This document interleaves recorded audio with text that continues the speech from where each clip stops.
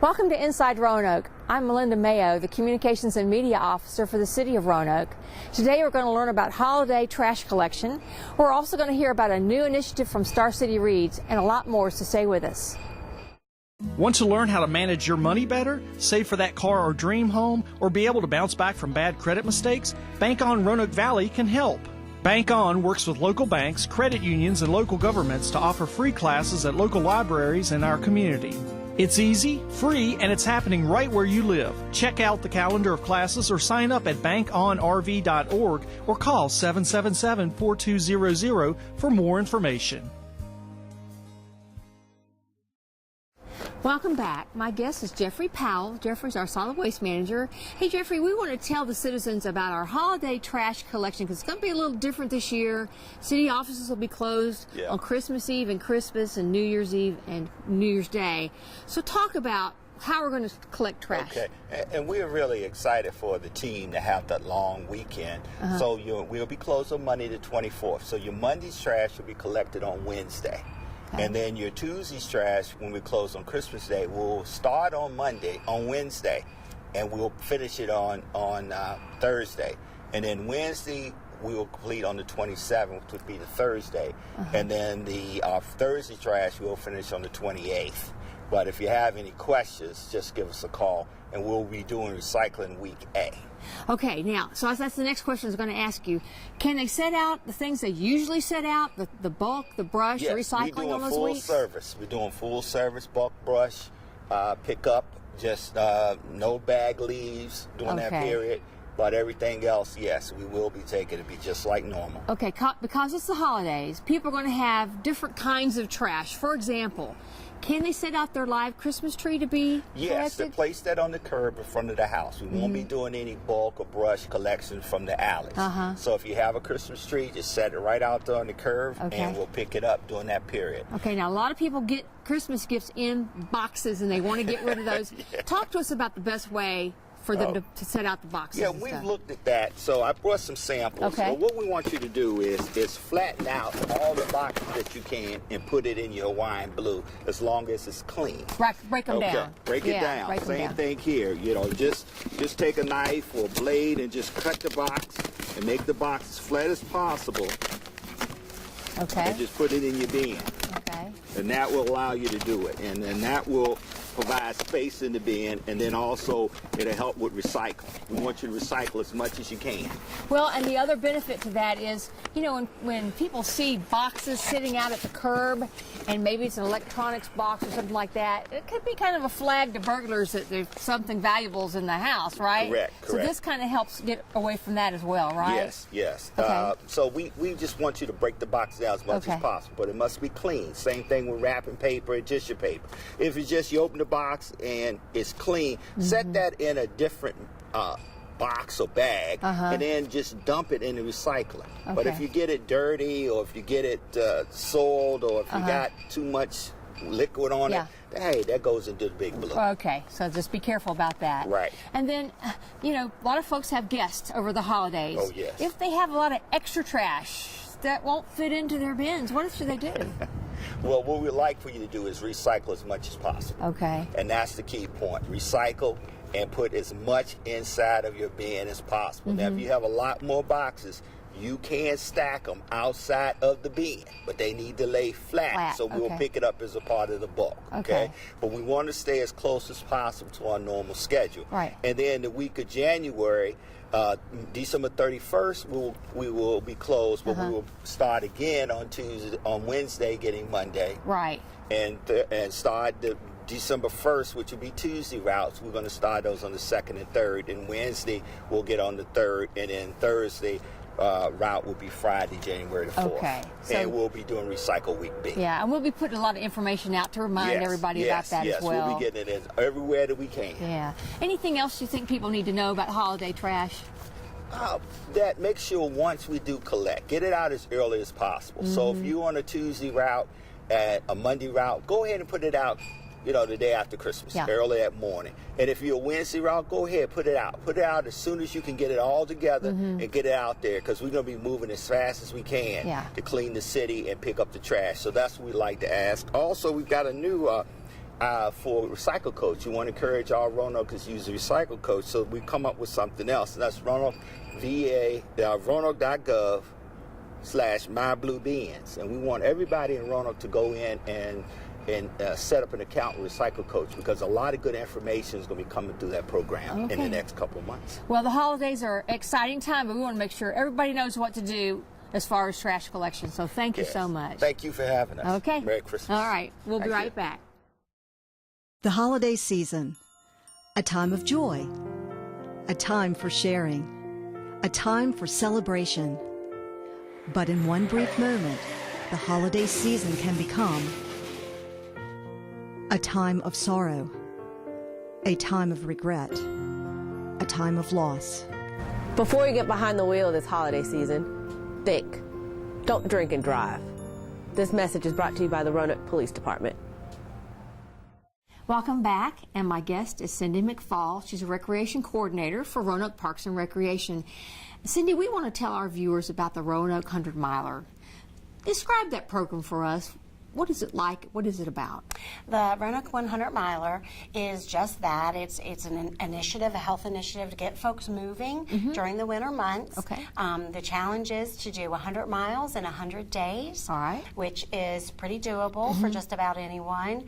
The only stipulation we have on those miles is that they are human powered. Okay. So that you actually have to get up and move. Okay. And what's the timeline for the program? The timeline runs this year. We will have our kickoff on January 13th. Okay. And the program will run through April 27th, and that's when we'll have our finale. So it's a little more than 100 days this year, but because of Easter, we had to kind of adjust things. Do you have a way for people to track their progress? We do. We have a tracking sheet that we have online. Okay. We can also email that to folks if they want, but they can go to our website and get that. But we encourage people to use any fitness tracker that they want, you know, Strava, Fitbit, whatever they have. They can do that as well. What are some of the things you all do to motivate participants to meet their goal? We give out weekly prizes. At our kickoff and our finale, we give out prizes, and we pick those. We draw those at random. Okay. So we get them kicked off with that, and then every week we will send out an e-newsletter. And in that, we will also pick another participant and give prizes. Within that newsletter as well, there are just tips for things that they can do in the colder weather, things they can do inside, places around town, programs, that kind of stuff, to help them get those 100 miles. We also give them nutrition tips. Okay. And just things to keep healthy, and stretches and things like that, because when it's colder, you really need to stretch and make sure that you take care of your muscles. Yeah. So, and we have those, and then we also have a Facebook page just for our participants, and so they kind of encourage each other, so it works out really well. And you all have been doing this program for a few years now, right? It's been over 7. Okay. Over 7 have you years. had good participation? We have. We're running about 200 to 250 folks every winter, which for us is a great program. Yeah. That's 250 more people that are moving and being active and staying healthy during the winter months. Talk about the registration, cost to register, how they do that. You can register at our website. It is playroanoke.com. It is $20 if you'd like a t-shirt. It is $10 without. And that gets you all of those amenities that we talked about before. Okay. And why do you think it's so important for people to stay active in the winter? How does that benefit them? We have a tendency to hibernate during the winter and stay inside because it's cold and no one wants to get moving. But that's a long time. 100 days is a long time to be inactive. So it's just really, really good for you to stay moving. It's good for your health, your physical health, as much as your mental health. That's true. Yeah. That's true. And we get stiffer, you know, especially as we get older. We get a little stiffer in the winter, so keeping active and keeping moving. And these are things, you can do these things indoors or out, whatever you choose. So remind us again when that kickoff is. The kickoff is January 13th. We have not announced a place yet, but we will be doing that online, so folks will know when it is and where. And registration information is available on Play Roanoke? PlayRoanoke.com. You can get all the information you need right there. Well, we encourage viewers to get out there and join, right? Yes, we do. We want want to make sure that we keep people healthy and active over the winter, because then when spring comes, you're a step ahead. Well, thanks, and I hope you have a lot of success with the program. Thank you so much, Melinda. All right, we'll be right back. 3 facts about lead poisoning. Just a few particles of dust from lead-based paint are enough to poison a child. Lead from deteriorating paint can be found in the soil around the home and in older playgrounds. Since children often put their hands or toys in their mouths, washing their hands helps protect them from lead poisoning. Lead poisoning affects over 1 million children today. Find out when your home, school, and daycare center was built. If it was before 1978, it probably contains lead-based paint. Contact LeadSafe Roanoke at 853-5682 for more information. Welcome back, and my guest is Sheila Umberger. Sheila is the director of Roanoke Public Libraries. And Sheila, we're here at Breakcraft today because there was a big announcement. Yes. Talk about what's up with the Star City Reads program. Well, we're having one of our quarterly partner breakfasts. We have 31 community partners in Star City Reads Coalition. And we're announcing a toy collection for Star City Reads. Wow. Well, tell us how that's going to work. So we're piloting it at the main library, and what a parent can do is come in and they can check out a toy that has a book paired with it. Okay. So, for example, we have a camping kit that pretend, and it's an ABCs of camping for 3-year-olds. Right. So all of the different areas are tied to brain development in children. So best practice. So they've developed imagination and play, cognitive, like alphabet recognition, colors, as well as fine motor skills, which, sometimes as a parent I didn't always think of that specifically, but like the way to hold things, to hold a book, to hold all kinds of, so they're toys that are those are more active play. But the idea is to engage both the parent and the child together. And so is there a specific age group that the toys are kind of geared toward? We focused it on birth to age 6. Okay. However, in preparing these toys, we have seen teenagers that want to check these out, as well as adults. Yeah. It brings back memories, because one thing that's really important is they're not technically oriented. And what I mean by that is they have no batteries, no computer, it's offline. So the idea is to, there's a place for that. We have computers for preschoolers, but in order to do the keyboard, they have to have those hand coordination. So this is like the basis of their brain development. A child's brain is almost fully developed by the time they're 4 years old. Right. So in order to be ready for school, which is one of the things that the Star City Reads, our group is working on as best practice, is having children ready to learn for kindergarten. Okay.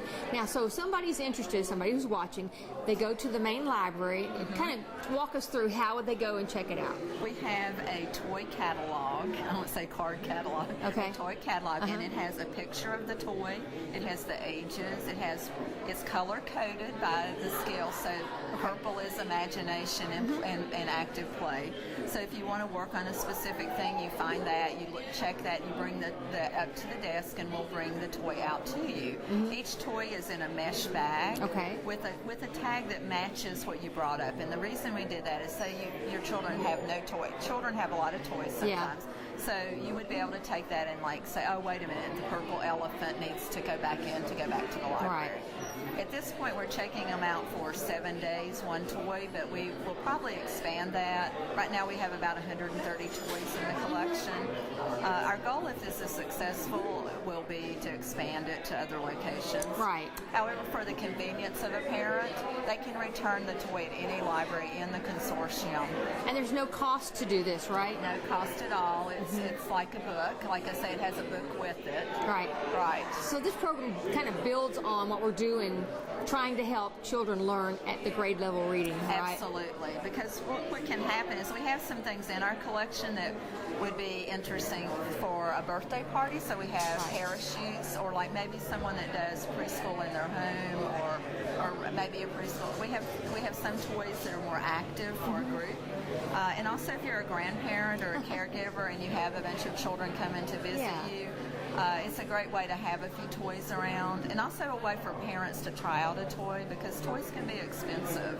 Well, and my understanding is not only is it to help the child learn, but it's to get the family involved in helping the child learn, right? Absolutely, and that's one of the reasons we added the book, because there was one it's hand puppets and it's little animals, and the book we paired with it is Animal Zoo. And so they could either act out the book or they could actually make up a story with their child and use the puppet. So that's the type of thing. It's just giving the tools for parents and caregivers and grandparents to have to like interact, because they're the first teacher of the child. And it's a great program. If somebody's watching and they want to know more about it, how can they get information? They can check our Facebook page and, of course, the city page for libraries, and also come by the main library and just take a look. Okay. It sounds like a great program, and thank you for sharing it with us. Thank you. Okay, we'll be right back.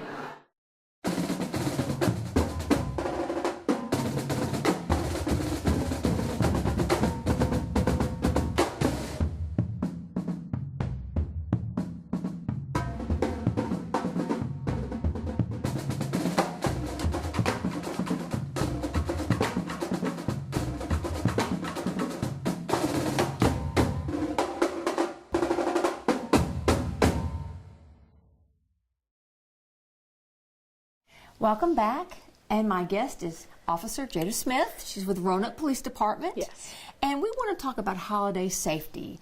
Let's start out by talking about things that people can do to make sure they're safe during the holiday season, like, for example, at the mall. What kind of things should people watch out for? Well, definitely when they're at the mall, such as what they're holding all their personal items in, such as credit cards, cell phones, stuff like that, wallets. Try not to carry, for females, don't carry such a big purse. Really? Some people can walk up to you right behind you and literally reach in, especially when it's so busy. Yeah. As far as when you're inside the store, make sure your vehicle is secured. And if you do end up, making several purchases, walk back out to your car and place them in the trunk, and if the trunk's not secured, put a blanket or a towel or whatever you have in your car over them so nobody sees them from plain view. Okay. Now, what about people who are traveling during the holidays? Anything they need to kind of watch out for? Yes, social media. Do not post it on Facebook, Instagram, or whatever you might have. People can literally look up there and act like they're your friends, know that you're out of your residence for about 2 weeks. And they're like, okay, it's perfect time to go in there and see what exactly they have in their house. So when you go on vacation, come back after 2 weeks, and then start posting the pictures where you're having fun on the beach or so on and so forth. And a lot of people, like this time of year, they might have gifts under the tree. What kind of things should they do to be safe at home? Well, it's not even necessarily the gifts under the tree. It's where you put the tree. Keep it away from windows. And then when you do put presents under the tree, you can't really tell where the presents are if somebody's standing outside the window. Okay. So they won't be able to look in and say, "Oh my God, look at all those presents," and then they come in there, break in when you're not home, and steal all your gifts. So be strategic about that. Yes. So if you do decide to put your tree up and you want to put it in front of the window, that's fine. Just wait until maybe closer to Christmas to put everything. To put the gifts under the tree. And it would make sense since you have kids. Santa comes Christmas Eve, so that would make sense. Okay. Now, let's talk about this. People oftentimes during the holidays have packages delivered to their homes. Yes. What do they need to look out for? When you have a package delivered to your house, it's either make sure you're going to be home to pick it up.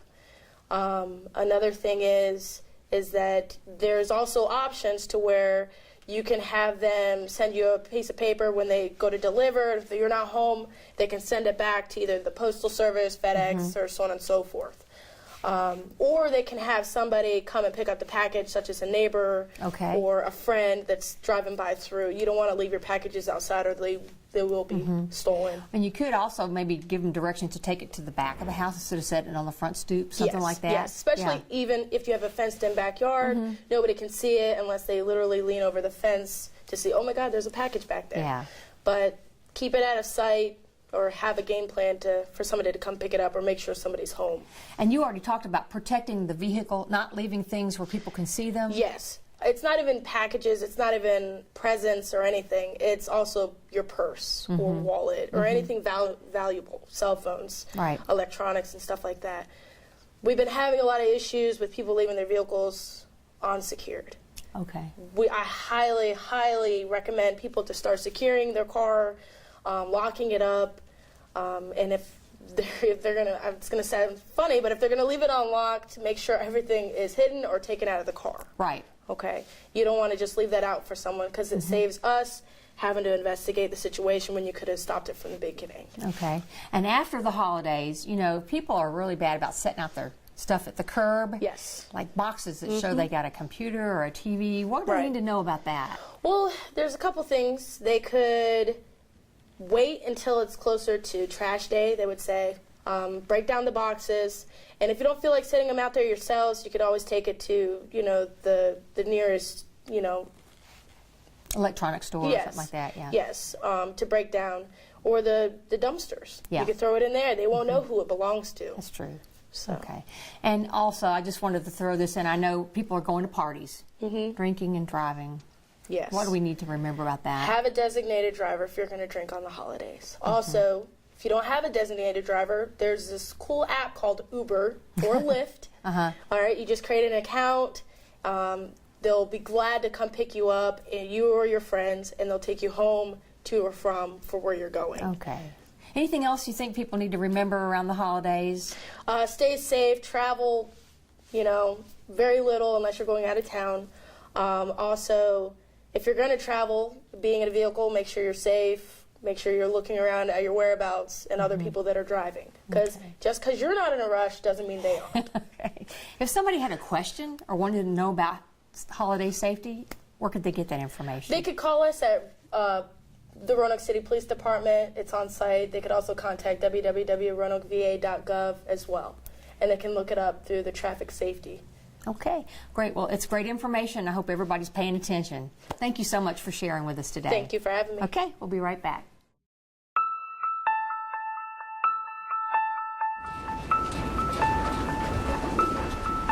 Hey, Melissa. Hi. I like your outfit. Thank you. No, I'm just kidding. You look ridiculous.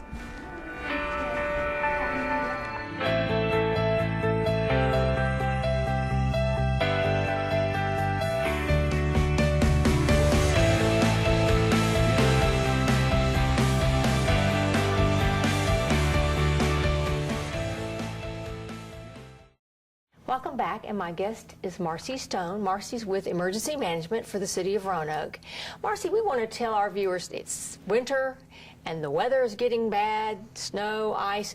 Talk about what we can do to get ready for winter weather, and start by talking about at home. How can we prepare? We talk about home preparedness a lot, and we remind people that they need to have a 72-hour preparedness kit. That's going to include things like non-perishable food items, things that they could prepare at home if we lose power, something that would be easy to prepare.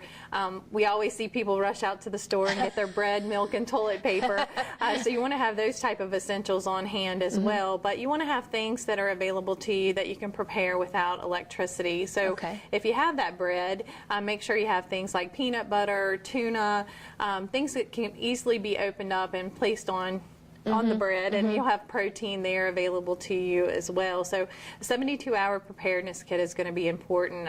Think about having enough water available for everyone in the house. Think about your medications. There's a lot of people who will have their medications needing to be refilled during a snowstorm. So just make sure that you have that essential kit available to you, and those essential items that you're going to need. If you have a neighbor that's a dialysis patient, or perhaps a chemotherapy patient, or you're that person yourself, have a plan on how you're going to get to those appointments, how you're going to help your neighbors get to those type of appointments that are life-saving. Those things are going to be important. In addition, if you're going to use space heaters or other forms of heating sources, make sure you have a battery-powered smoke detector or battery-powered carbon monoxide detector. That's going to be really important. And make sure you're just following general fire safety plans and policies and practices that we have already told you about in previous episodes. Well, now sometimes the weather starts when you're out on the road. Let's say you're commuting or something. What should we do? How can we get ready if we're in our vehicle, what can we prepare for winter weather? Yeah, a lot of people just don't think about preparing their vehicles. Having things like an emergency kit in your car that includes gloves, includes an ice scraper, includes things like kitty litter or sand that would allow you to have a little additional traction if you were to get yourself off the road. Right. Having ropes and chains that somebody could pull you out of a ditch, that type of thing.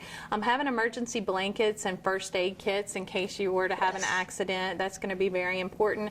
And from a safety perspective, I really want people to think about including in their emergency kit road flares and emergency vests that they can put on over top of their clothes to signal oncoming traffic that there's an emergency. It's really hard if you're out, and I wear a dark jacket. A lot of times I'm in a blue or a black jacket. If I was out on the side of the road at night or when the weather's bad, somebody might not be able to see me, but if you put that reflective vest on, it's going to give you more visibility for oncoming traffic. So things like that are going to be important.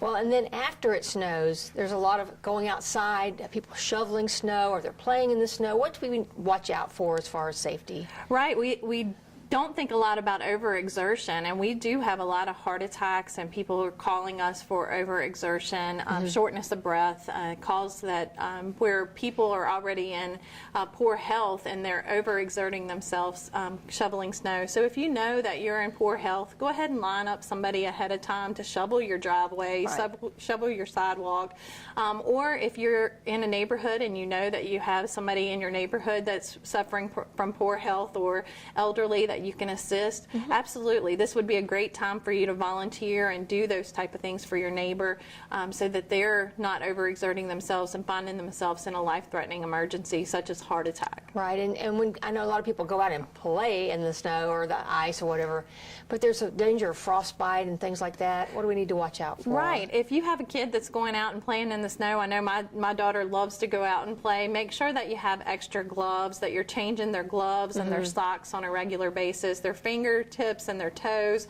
absolutely are at high risk for getting frostbite if we're not changing those moist, wet items, and they're continuing to have cold exposure. So making sure you're changing the gloves and the socks on a regular basis, that's a really good idea. And just keep them rotating through, keep them warm, warm and dry when they come inside. Change out those clothes and make sure you're putting on dry items before they go back out and get exposed again. And you brought something with us today you wanted to kind of I brought the emergency weather radio. A lot of people think that we as local emergency managers are going to be able to contact you directly in an emergency, but the National Weather Service is our source for getting out emergency alerts.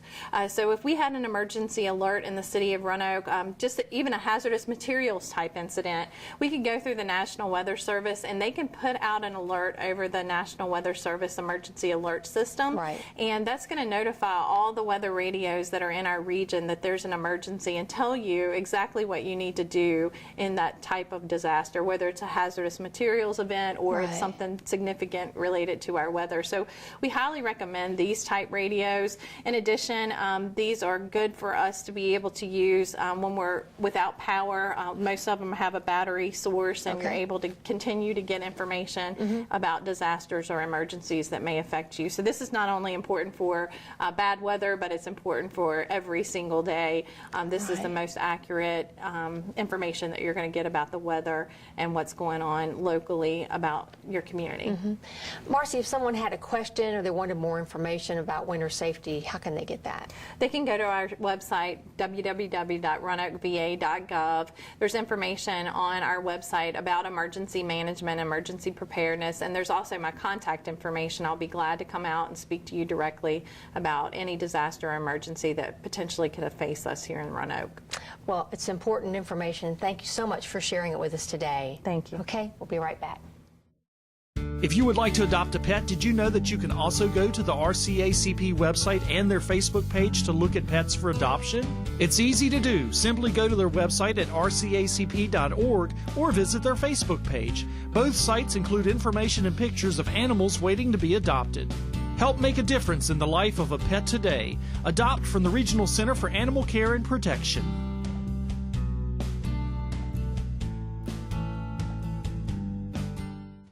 We hope you've enjoyed this month's show, and from the City of Roanoke, happy holidays.